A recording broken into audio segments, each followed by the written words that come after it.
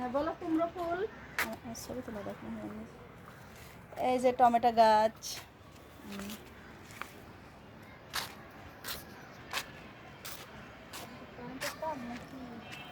এটা কি গাছ?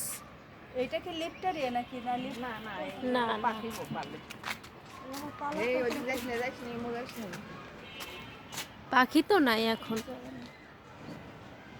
এটা মাশাআল্লাহ দিয়েছে। এটা কারেন্ট হয়েছে আর কতক্ষণ? এদিকে তোলা হয়েছে। ইপু কই?